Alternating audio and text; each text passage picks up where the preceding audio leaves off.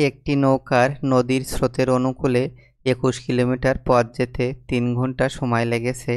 নৌকাটির প্রকৃত গতি ঘন্টায় ৫ কিলোমিটার হলে ফিরে আসার সময় নৌকাটির কত ঘন্টা সময় লাগবে? আমরা জানি বেগ ইকুয়াল টু দূরত্ব ভাগ সময় অথবা সময় ইকুয়াল টু দূরত্ব ভাগ বেগ। নৌকা সম্পর্কিত এই অঙ্কটি সমাধান করার ক্ষেত্রে আমাদের এই দুটি সূত্র কাজে লাগবে। যাই হোক, আমরা অঙ্ক শুরু করি।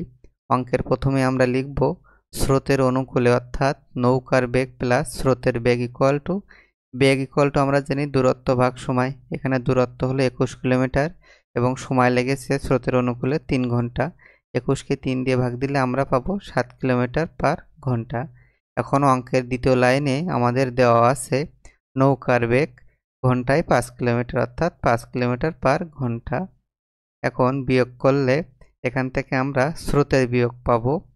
স্রোতের বেগ ইকুয়াল টু ৭ কিলোমিটার পার ঘন্টা বিয়োগ ৫ কিলোমিটার পার ঘন্টা। এখান থেকে পাবো ২ কিলোমিটার পার ঘন্টা। এখন স্রোতের প্রতিকূল, অর্থাৎ নৌকার বেগ বিয়োগ স্রোতের বেগ।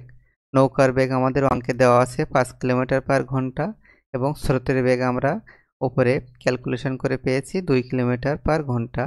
বিয়োগ দিলে আমরা পাবো ৩ কিলোমিটার পার ঘন্টা। সুতরাং নৌকাটির ফিরে আসতে বা স্রোতের প্রতিকূলে নৌকাটির সময় লাগবে। আমরা জানি সময় ইকুয়াল টু দূরত্ব ভাগ বেগ। এখানে দূরত্ব হলো ২১ কিলোমিটার এবং বেগ হলো স্রোতের প্রতিকূলে যে বেগটা আমরা পেয়েছি ৩ কিলোমিটার পার ঘন্টা। ২১কে ৩ দিয়ে ভাগ দিলে আমরা পাবো ৭ ঘন্টা। সুতরাং নৌকাটির ফিরে আসতে ৭ ঘন্টা সময় লাগবে। অপশানে গ হলো সঠিক উত্তর।